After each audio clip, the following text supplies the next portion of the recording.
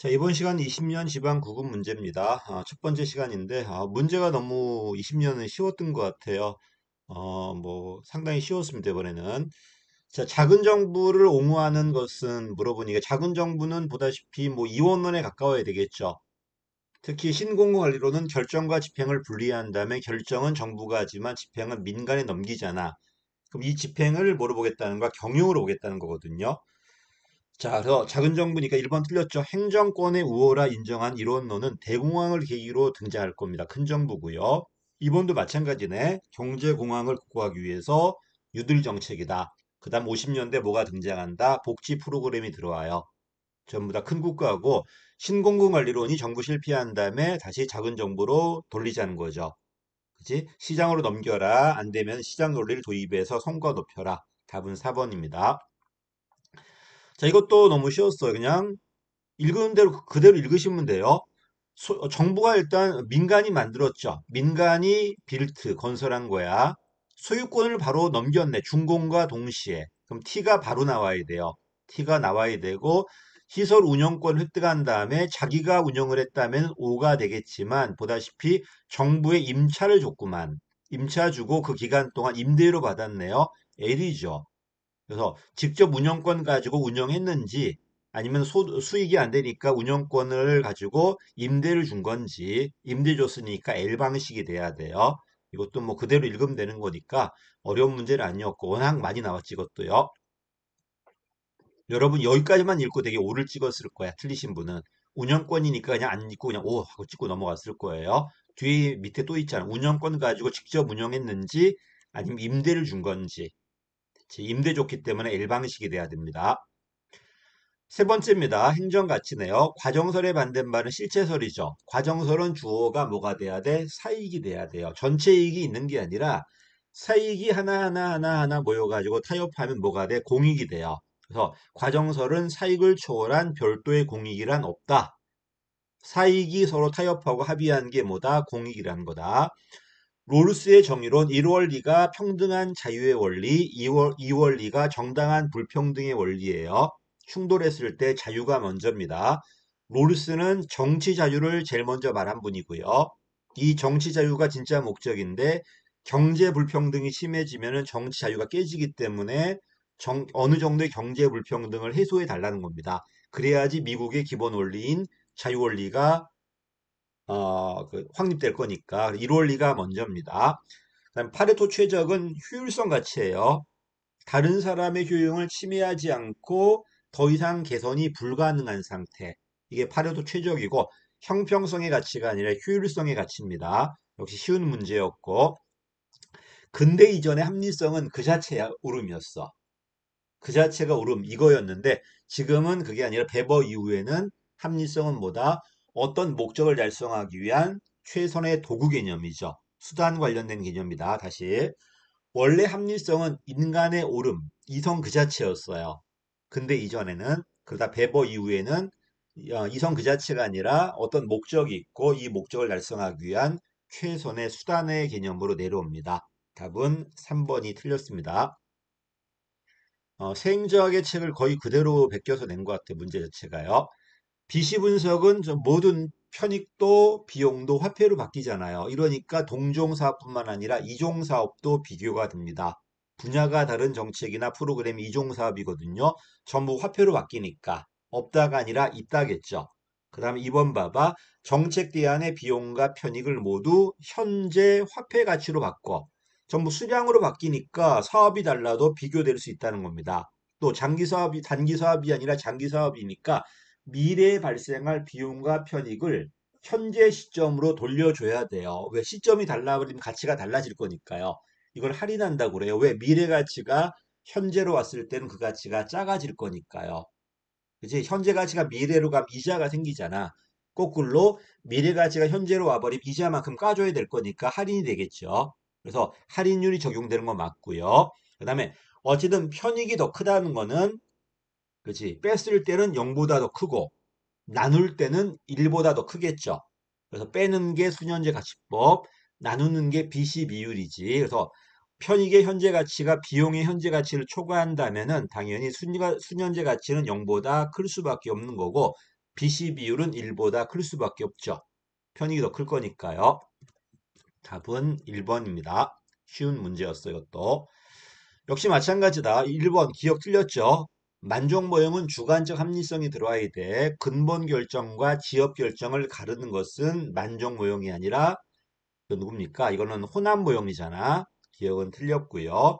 점증 모형은 기득권 바탕으로 플러스 알파 하는 거니까 보수적이란 비판을 받는 거고요. 이거는 맞았죠. 쓰리통 모형은 문제, 해결책, 참여자, 선택 기회가 흘러다녀야 돼요. 문해 참선 또는 문해 선참해가지고 맞았죠. 그 다음에 갈등의 준해결과 SOP는 누구 거다? 회사 모형이지. 최종 모형은 초합리성이잖아요. 답은 그래서 니은과 디귿입니다. 워낙 많이 나오는 문제였고 쉽게 나왔습니다. 내려갈게요.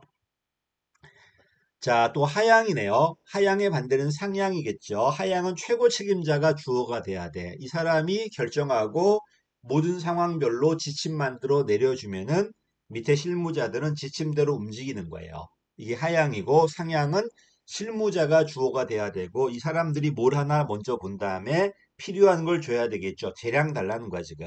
그래서 현장에 초점을 맞춘다, 상향.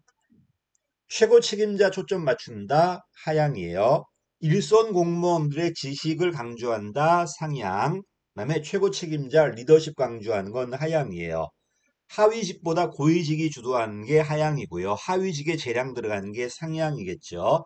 그 다음에 결정자가 집행자를 완벽하게 통제할 수 있는 게 하향이 될 거고요. 통제가 안 되니까 재량 주는 게 상향이 되겠죠. 답은 하향 찾는 거니까 디귿과 리을이야. 또 쉬운 문제였어. 계속 쉽다고 해서 죄송한데 진짜 쉬운 문제만 계속 나오고 있습니다, 지금. 자, 평가 논리네. 인과성의 세 가지 단계입니다. 첫 번째, 둘은 관련이 있어야 돼. 상관성이죠. 원인이 있으면 결과가 있어야 되고, 결과가 있으면 원인이 있어야 돼. 그치? 상관성. 두 번째, 누가 먼저 있어야 돼?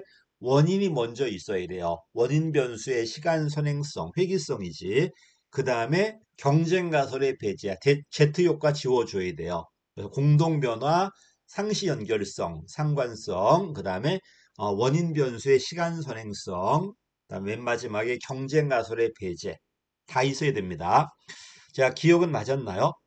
아니, 목표가 어째 먼저 있습니까? 수단이 먼저 있어야지. 수단이 원인이니까 수단이 먼저 있고 그 다음에 목표가 달성되는 거야. 기억은 틀렸어요. 그 다음에 니은이 바로 경쟁 가설의 배제야. 수단과 목표 달성 사이에 다른 Z 변수가 껴 있으면 안 됩니다. 이걸 제거시켜 줘야 돼요. 그러면 수단이 변하면은 목표도 변해야 되겠죠. 또 목표가 변하면은 수단도 변해야 되는 거야. 이건 상관성 개념이네요. 그리고 기억은 틀렸고 니은과 디귿이 맞습니다. 인과관계 문제는 여러 번 시험에 나왔습니다. 자, 8번입니다. 예산제도 물어봤네. 뭐 1초짜리야. 맥나마라 존슨 끝났어. 통제야, 통제. 됐지? 이거 왜 관리로 나왔죠? 아, 미안해. 기획이야, 기획. 답 2번 아니야. 이거는 3번입니다. 답이 2번이 틀렸습니다, 이거는. 맥나마라가 63년도에 갖고 왔죠. 그전엔 누가 있어야 돼? 미 국방연구소, 랜드 연구소의 건의. 맥나마라 63년도에 국방부 도입에 성공. 그 다음에 여기 공감한 존슨 아저씨가 65년도에 도입한 건 PPBS야. PPBS는 기획 중심이에요. 통제가 LIBS, 관리가 PBS, 기획이 PPBS, 감축이 GBB가 돼야 돼요. 답은 2번이 아니라 3번입니다. 이거 체크가 잘못됐어, 지금. 답은 3번입니다.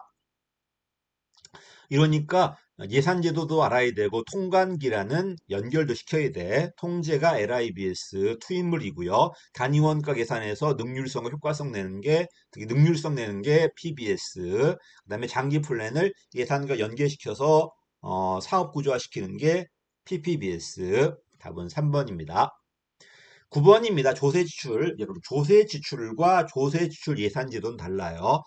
조세 지출은 걷어야 될 세금을 걷지 않는 거예요. 반면 이것을 어떤 세금이 얼마 감면되었는가를 예산처럼 밝힌 다음에 허락받으라는 게 조세 지출 예산 제도야. 통제 중심이고요. 통제하려고 들어온 거야, 지금. 어쨌든 세제 지원을 통해서 제공한 혜택이다. 세제 지원. 돈을 준 게 아니라 세금을 감면한 거야. 세액을 공제했다든지 아예 면제했다든지 뭐 과세 이연했다든지 비과세했다든지 그래서 이것을 마치 예산 지출처럼 인정하겠다는 건데 실제 쓴 건 아니기 때문에 직접이 아니라 간접 지출이라고 그래요. 맞죠? 그래서 예산 지출이 직접 지출이라면 조세 지출은 간접 지출이다. 맞는 말이고요. 또 예산은 특히 보조금, 재정 지출이잖아. 주기 위해서는 매년 국회 심의 의결을 받아야 돼. 근데 조세 감축은요. 세금 감면은 법이 하나 만들어져 있고 이 법을 만들 때만 국회 의결 받는 거고요. 그다음에 어떤 사례가 이 법에 해당이 되면 이걸 행정부 판단한단 말이야. 이 법이 개정되지 않는 이상은 쭉 감면받는 거야. 그래서 돈을 받는 건 아니지만 마치 받는 것처럼 계속 감면받기 때문에 숨겨진 보조금이라고 그래. 왜? 매년 통제받는 게 아니기 때문에 그래요. 그다음에 4번 틀렸죠. 그냥 주는 거야. 비과세도 당연히 조세 지출의 방법이에요. 세금을 걷지 않는 것, 비과세, 걷되 일부만 걷는 것, 세액을 공제해 주는 것, 전부 다 조세 지출입니다. 이것을 국회한테 심의 의결을 받아 달라는 겁니다. 여기까지입니다. 답은 4번이었고요. 이것도 그냥 주는 문제였죠. 직업공무원제 단점을 보완한 것으로 옳지 않은 것은 직업공무원의 신분이 보장되고, 그지? 신분이 보장되고 평생 근무하고 폐쇄형이다 보니까 문제가 있단 말이야. 이러니까 폐쇄형을 개방형으로 신분이 보장되는 평생 공무원이 아니라 임기제로 지금 계약직은 없지만요. 임기제 공무원으로 역시 계약직이지 뭐 5년 범위 내에서 2년 하는 거니까 그 다음에 일정한 계급에 승진되지 않았을 때 나가게 만들어주는 계급정년제로 이런 걸 강조했을 때는 직업공무원제 단점을 보완한 거 맞습니다. 직업공무원제가 중립과 바로 연결되는 건 아니에요. 왜? 직업공무원제는 절대 왕정 때 있었기 때문에 직업공무원제가 중립성으로 연결되는 건 아닙니다. 그러나 우리나라나 미국처럼 직업공무원들의 정치의 영향이라든지 또는 정치 개입으로 인한 문제점 있었던 나라들은 직업공무원제가 중립성과 연결돼 있어요. 오히려 직업공무원제 단점을 보완하기 위해서 누가 들어온다? 역관주의가 들어와야 돼요. 그래야 누가 될 거니까 고위관료를 통제할 수 있으니까요. 정치인들이. 그래서 중립의 강화가 아니라 약화입니다. 그래서 누가 들어와 있다? 고위공무원단이 들어와 있어. 고위공무원단 들어와 가지고 어떻게 한다? 위공무원들에 대한 정치 통제가 강조되고 있습니다. 답은 4번이 가장 거리가 멉니다. 여기까지가 이제 첫 번째 시간이네. 문제가 짧고 쉬우니까 시간도 빨리 갑니다, 지금. 금방 끝냈습니다. 좀 쉬었다가 이제 두 번째 하겠습니다.